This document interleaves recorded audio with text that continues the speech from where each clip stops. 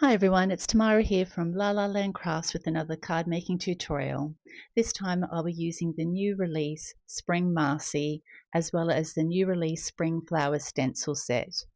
I'll be doing some ink blending of the stencil, some COPIC colouring of Marci, and then also some COPIC colouring of some of the dies from the new release, plus one older die as well. So let's get started with some colouring.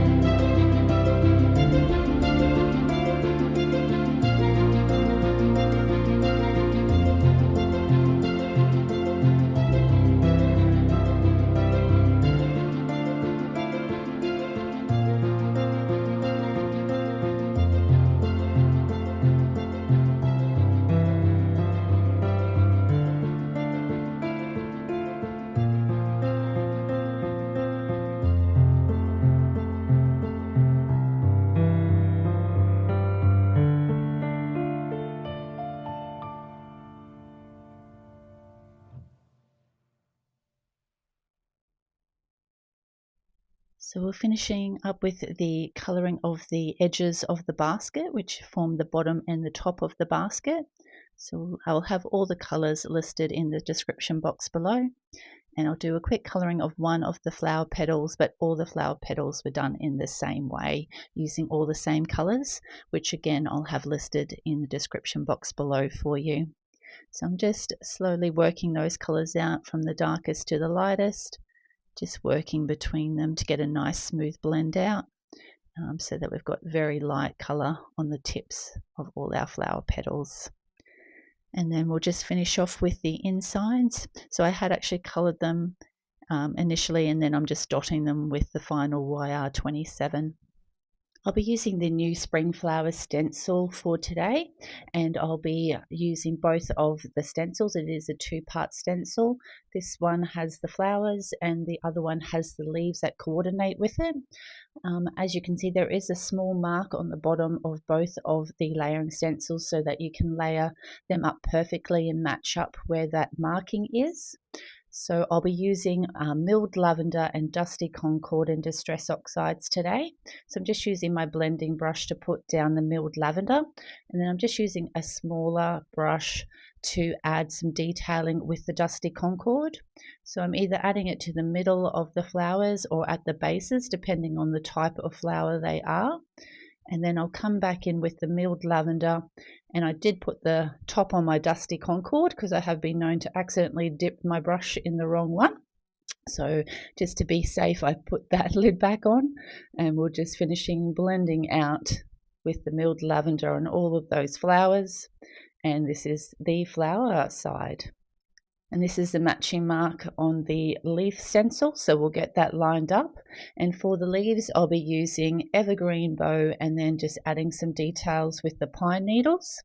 So again, just grabbed out my blending brush to add the main details with the Evergreen Bough, and then a smaller blending brush to add the darker details with the pine needles just at the bottoms or at the tips of the leaves. So I'll grab out my blending brush again and then just blend that out with the Evergreen Bough. And this is the finished layering stencil. So we'll set that aside to dry. I've already pre-cut and scored a white card base, and I'll have all the measurements in the description box below. My glue was just stopping flowing then, so I just glued that purple front on. And now with the largest of the scallop dies, I'm just going to cut out the stencil background and just get that attached to our purple front, just lining that up so we've got a nice border around the edges. And I've grabbed out my scalloped sentiments banners, pre-stamped out the sentiment, and I'll just get that run through the die cutting machine to cut out our sentiment strip. With all our coloured elements, I'm just going to now get our basket constructed. So you've got the top portion of the basket and then just that bottom ring, so we'll get that attached. Then we'll pop on our handle. So I like to put the glue on the actual handles and then just pop the basket on top of that, and that way you can get that perfectly placed. Now we'll just attach our flowers, just lining them up so that the smaller petals go in between the larger petals on the back flower. We'll get the centers attached, and then we'll get them popped into our basket. So I'm just going to line them up, and I'm wanting one at the back and one just kind of sitting at the front. So we'll attach our back one first, just placing a bit of glue on the bottom. So I'm just making sure I can work out where that glue needs to sit. So we'll get that attached and do the same with our second flower, just sitting in front of the first one we placed down. Now we'll attach all our elements to our card base. So I'm going to pop our garden gate that we coloured up on the background first, and we'll have Spring Marci standing in front of that.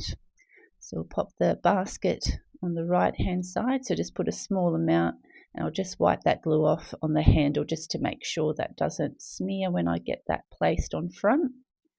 Give that a good press.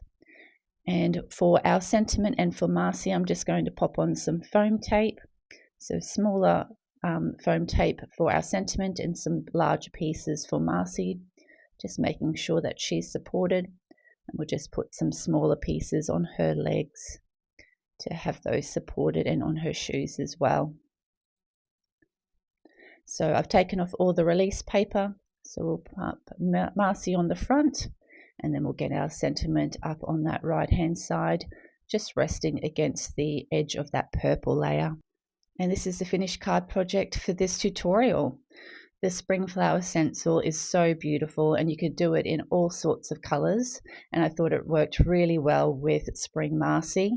And again, you could color her up in different colors to match that stencil, and also with the basket and the flowers. I hope you've enjoyed this card making tutorial. If you have, please hit the like button, and if you'd like to see any future videos, please make sure you hit the subscribe button. Thanks so much for watching. Have a great day. Bye.